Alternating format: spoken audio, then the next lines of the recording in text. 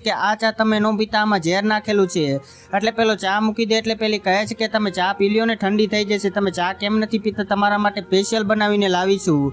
પછી મિત્રો આર્યો તરત જ ચા પીવા જાય, બાને ચા ચમચી હોય નીચે નાખી દે છે અને કહે છે કે મને ચમચી નીચેથી લઈ દે ને। એટલે પેલી તરત જ કહે છે કે આ હું લઈ દઉં। પછી પેલો ચાની અદલા બદલી કરી નાખે છે। પછી આર્ય આપી દે અને કહે છે કે લ્યો હવે ચા પી લ્યો, ચમચી પણ આવી ગઈ છે, ઠંડી થઈ જશે, અને એને ચા આપે છે। પછી મિત્રો પેલો તરત જ ચા આપે છે ને આ બંને હોય તરત જ ચા પીવા લાગે છે, પણ પેલી ચા પીવી એટલે તરત તેને ચક્કર આવે। એટલું કહે છે કે શું થયું? ત્યારે આરી કહે છે કે ચક્કર આવે છે મને।